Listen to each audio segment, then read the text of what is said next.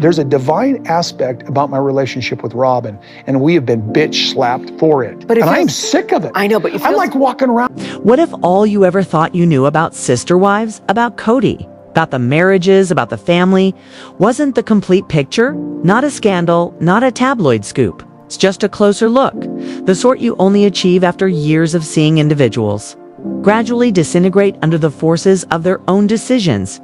You see, it didn't all come crashing down in one instance, and it was done in hushed tones. Eyeballs rolled quiet dinners, children growing up too quickly, wives entering rooms that were already half empty with disappointment, and Kody, he kept insisting he was misunderstood, that loyalty was due, not one that had the wives tried a little harder. Perhaps none of this would have occurred, but what actually happened, Christine, the emotional heart of the show, finally said the quiet part out loud, not with bitterness, but with that tired kind of grace that only comes after you've tried everything else. Janelle stood beside her firm and calm, while Robyn and Kody sat in their bubble of denial, clinging to their version of events, one that gets shakier with each new episode, and Mary's still present in the room, still observing from the sidelines, still attempting to assure herself that neutrality is equivalent to fairness, perhaps. It's happened to you. Perhaps you've stood by watching someone you care for move further away, all the while acting as if everything's okay, perhaps. You've remained quiet for far too long, assuming that silence would repair what words could not.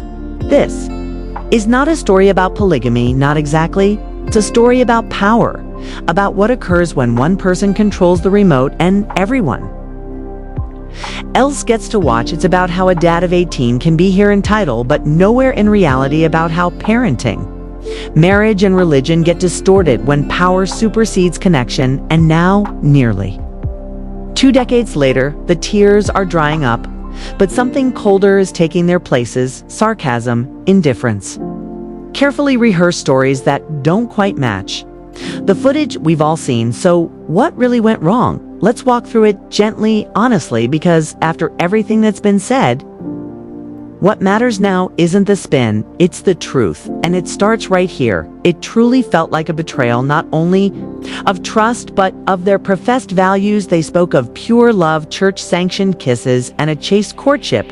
But the backstory behind the scenes tells a very different story. All that modest talk somehow became entangled in an erotic fixation on, of all things, lingerie. Yes, lingerie, repeatedly. It was the de facto theme of Robyn and Kody's relationship. Imagine this, a year of courtship that purported to adhere to moral code, but that cost $30,000 in debt, an entire chunk of which was spent at Victoria's Secret tack on stilettos, risque fatutes, and Lexus. And the picture becomes a whole lot less pure and a whole lot more drama. Allegedly, Robyn's favorite genre of music is 80s rock, and the song Keep Your Hands to Yourself by the Georgia Satellites became their unofficial anthem. Ironically fitting, isn't it? They say they only held hands, that everything was chaste. But meanwhile, Kody was driving 5 hours each weekend to be with her, leaving behind 3 wives and 13 kids. Now, we're supposed to believe there were no hotel stays, no physical contact, nothing even remotely romantic happening. It's hard to buy, especially considering Robyn's past. She had a child out of wedlock with her sister's ex-boyfriend, and now suddenly, she's the symbol of spiritual chastity. That storyline just doesn't quite add up. What sounds more plausible? Something with late-night wine weekend getaways and a great deal more happening than merely hand-holding. It didn't appear to be a spiritual courtship from the outside. It appeared to be a full-blown romance, one that had been carefully groomed for public acceptance. Let's not forget that infamous engagement photo shoot. However, they seem to have omitted the mistreveling picture: Robyn wearing stilettos, posing provocatively against Kody's Lexus. That photo alone would have written the whole book. It wasn't ever about religion. It was about making a certain impression, and just when you think it can't get more insensitive, recall the episode when Kody kissed Robyn during the time Christine was in labor. Christine went on to say, "We didn't kiss until over the altar because I didn't feel right about kissing a married man." So to her, hearing that he already kissed Robyn was heartbreaking, and yet for some reason it's dismissed as just another step on their pure journey. The timeline doesn't lie, and it doesn't make sense either. The couple claimed moral high ground, but their actions told a different story. Even Kody's daughter mentioned moving in with Robyn. During the early days of their relationship, helping with the kids, staying for months to adults with past relationships, spending frequent weekends together.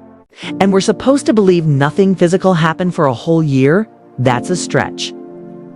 The other wives might have remained silent, but it's difficult to imagine they didn't realize something was happening. You can sense tension in their silence? And for the record, please, yes. The $30,000 wasn't entirely consumed by Victoria's Secret. That was the dead amount, but the picture of the underwear, stilettos, the waxed modesty, it was all posing a well-rehearsed script that resembled more of a bodice-ripping romance novel than a holy matrimony. So if you're feeling a bit worn out watching, Sister Wives pretend it's still a wholesome family show, you're not alone. Let's be honest, watching Sister Wives these days feels less like a family story and more like one long Kody Brown vanity project. And honestly, it's getting tiring, really tiring, all throughout the years whenever someone has attempted to speak with Kody about the past. His standard response has always been, leave the past in the past. But now watching him and Mary play dumb about why Christine and Janelle are still looking back on everything that occurred, it's sort of ridiculous. This is a reality show that is literally the point. Looking back at the past is the job. Then we have things like Kody making dramatic proclamations. I fell in love hard repeatedly, but who is he actually trying to convince here?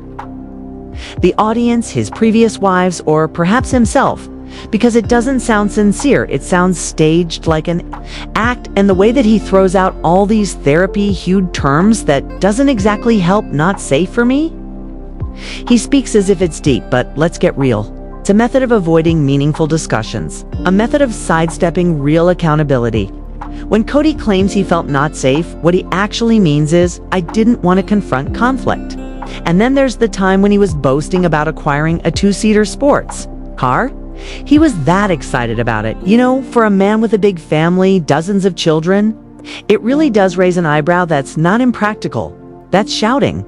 Midlife crisis, that vehicle wasn't for family, it was for Kody. In the meantime, Mary and Kody's whole relationship feels like one long, uncomfortable standoff. Recall that dramatic stare down the two had. It wasn't sweet or sentimental. It felt icy. And almost controlling. It didn't convey, let's figure this out. It conveyed, who's going to blink first? And here's the twist. Both Kody and Mary love to utter phrases such as, why are we even discussing this? Or, let's not review all of that, but once more, that's precisely why they're on the show. If you're not going to discuss your life and your decisions, then why be on it than theirs?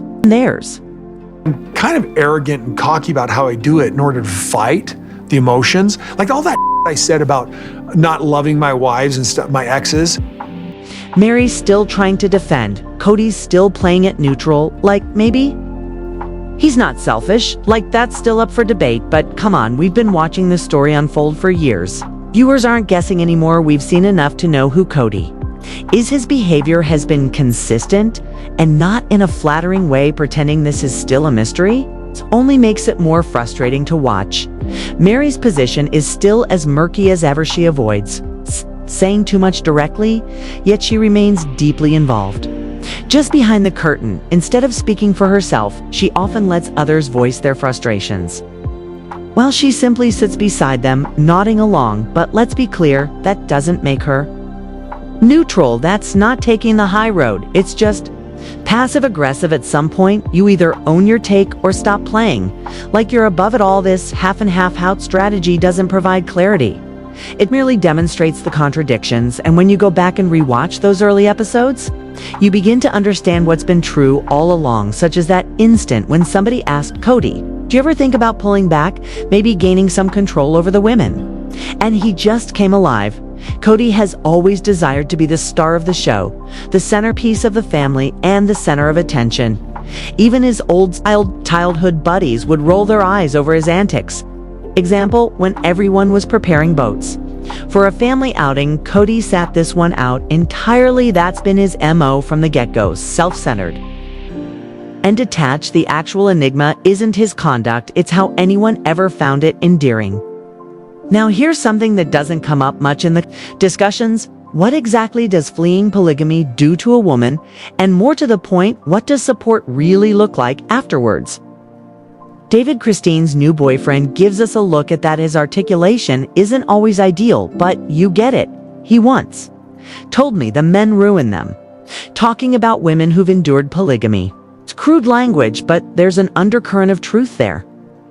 Polygamy has the potential to cause emotional and spiritual scars, and David appears to recognize that in a way Kody never did, unlike Kody, who appears perplexed as to why Christine and Janelle continue to discuss the past. David listens. He actually listens when Christine shares the emotional and financial suffering that tormented her for years. David doesn't interrupt. He doesn't deflect. He supports her openly and patiently. He's not there for appearances. He arrives as a true partner, and it's evident both Christine and her kids are doing well within this new arrangement. For the first time, they have someone who prioritizes their needs over his ego. Now, to be equitable, not everyone might condone David's politics. Some of his opinions might even be a little too extreme for some people, but this is the thing. His political ideology does not nullify his character actions. Talk louder, and in this relationship, David's actions reflect respect, empathy, and emotional intelligence. That is something Christine lacked for a really long time. Christine herself described, "There's a whole new level of being loved that I didn't have before." And you can sense it, you can see it. David brings to the table qualities that are too scarce: understanding, emotional presence, and a real respect for her journey. It so happens David has two sisters who were themselves formerly involved in polygamy. Though they moved on from that decades ago, there's talk that his compassion is perhaps a result of that personal experience. Perhaps someone within his own family had to leave behind a similar existence. That might be why he's so calm, so patient, and so capable of greeting Christine with compassion rather than judgment. And that, in the end, makes all the difference. Christine not only shared her truth, she fully deconstructed the fantasy history of Kody's past, and Kody is well aware of it. He's not really confused about why his previous wives continue to speak of what occurred. He knows why with absolute certainty. It makes him look bad, so rather than confronting that, he acts like he doesn't get it, because that's simpler than owning up. His unease isn't in being confused, it's in hearing the truth articulated aloud. Now compare that to David. He doesn't have to shut the past up or excuse it. He allows Christine room to heal and process.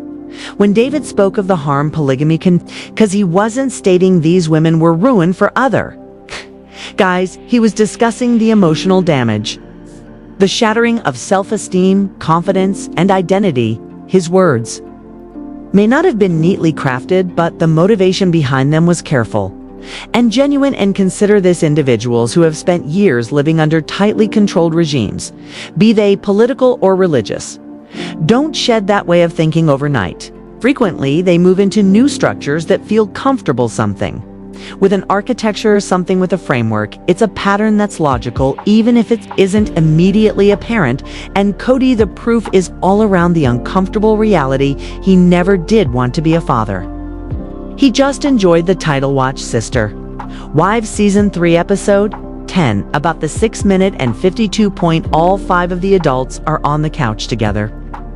Janelle says that the girls are out for the evening and Kody is home with the kids the moment she says it. His expression changes. He literally goes and curls his lip in disgust at the mere thought of single parenting.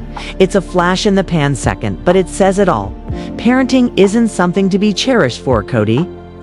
It's something to be avoided unless the minimum is required. Unless it's with Robyn and her children with time.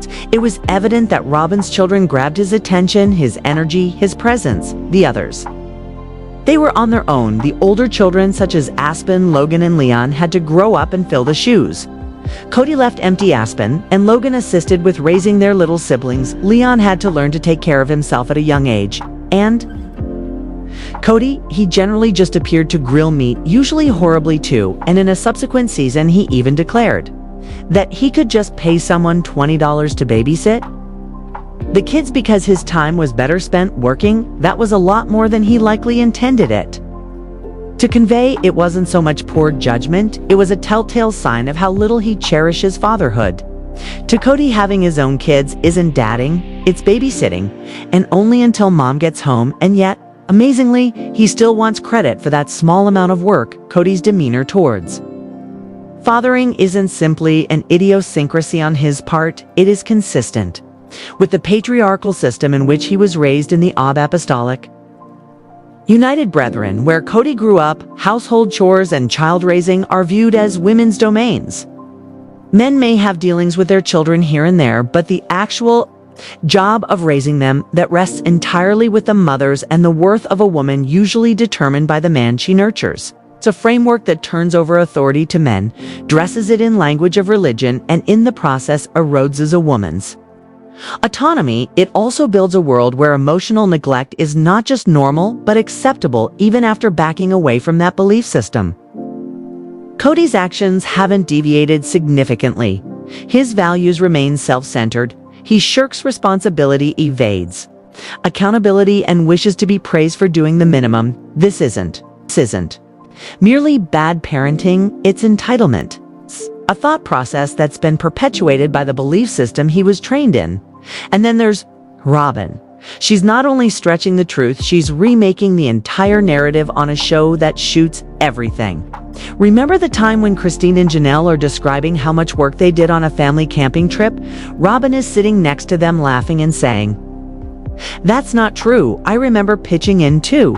But this is the thing showed us that trip aired, cameras were rolling, and Robyn, she was doing her makeup while everyone else was sweating and staking out camp. So when two individuals remember the same thing happening, and one individual who appeared on tape doing something completely different asserts that it didn't occur in that manner, the numbers don't work in most reality shows. When stories don't line up, the producers just roll the footage, simple, clear, and fair.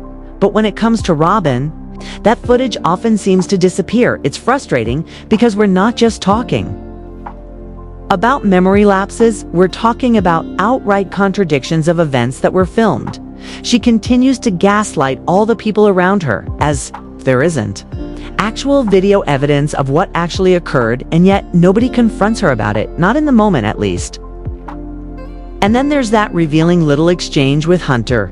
He was visibly tired of it when Robyn made a comment such as, "If you want everything to be equal, then go put on some makeup."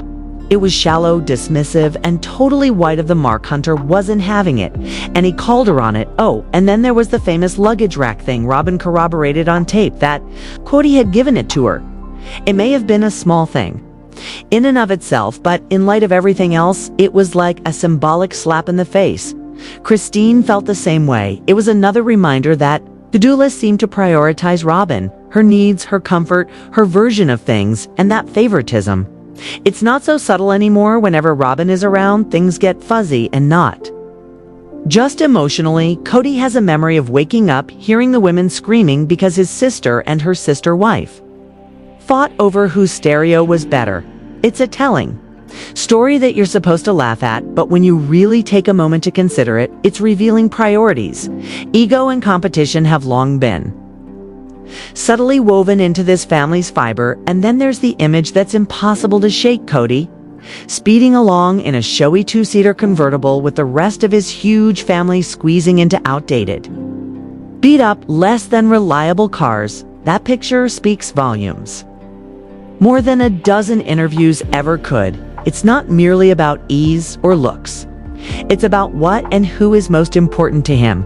And it leaves us with a serious question. Is there someone behind the scenes working to defend Robyn's reputation? The gentle editing, the selective memory, the chronic lack of accountability, it all comes across as a bit too convenient, orchestrated. But the reality is, no editing can erase what's already gone out over the airwaves. much. The public has witnessed it.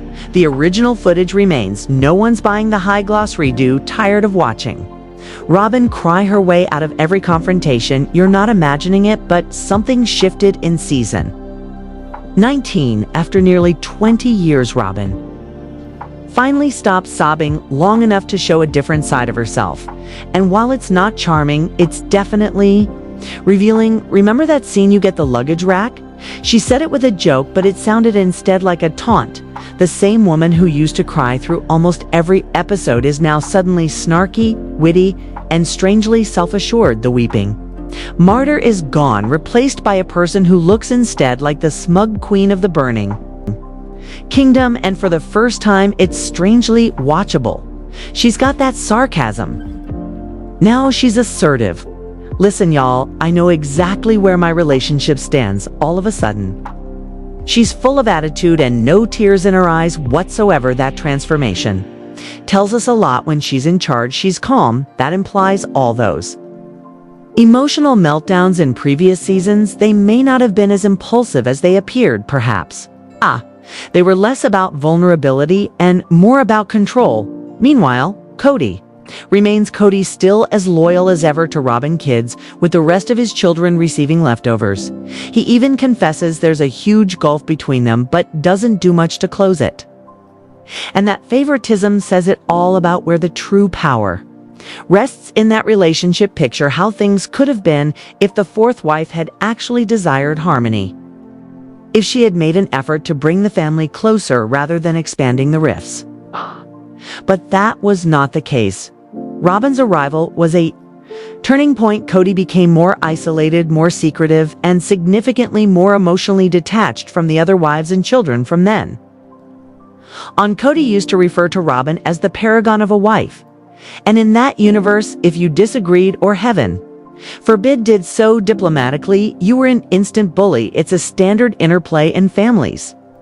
Dealing with someone who commands all attention and affection, and it inflicts actual wounds. So yeah, the tears might have passed, but the reality rewrite that's still in high gear. As Robyn once said, we didn't want our family to break up, but based on everything we've seen, it seems like they never truly tried to keep it together. I know it's just too obvious, isn't it? Both Robyn and Kody are still holding on tightly to a meticulously groomed version of events, one that neatly omits all the contradictions and unwanted facts. Robyn's sarcastic comments aren't actually humorous. They're simply means of downplaying Christine and Janelle's very legitimate complaints. There is this odd echo chamber between Robyn and Kody. He makes a statement and she parrots it. She states it, and lo and behold, Kody thinks and feels the same thing. They are like two individuals who have become a single talking point, and whenever Kody attempts to describe the early days of his romance with Robyn, he stumbles. He skirts the truth, refusing to make any admission of just how intimate things actually were prior to their marriage. It's not just awkward, it's telling. They've spent so long trying to convince viewers their relationship was some pure spiritual love story that honesty seems to be the first casualty. That version of events may sound ideal, but it just doesn't match what we've seen unfold over the years. What we're seeing today is an ongoing tug-of-war between appearance and reality. Robyn wraps her condescension in sarcasm. Kody retreats into petulance to plate her. It's a strange sight to individuals trapped in denial, supported by melodramatic eye rolls and thinly disguised contempt. Yes, it's a change from all the weeping we once witnessed, but smug detachment is hardly a step up. Look at that luggage rack scene again. Robyn confidently queries, "Why do you think you get the luggage rack?" Kody grumbles something like, "Maybe I put my bag there first. I don't know." The entire scene rings as insincere, like they're trying to appear confident or smart, but can't quite execute without authentic self-awareness and responsibility. All that hyped-up confidence comes crashing down. They've substituted sarcasm for tears, but it's the same script unless something truly alters.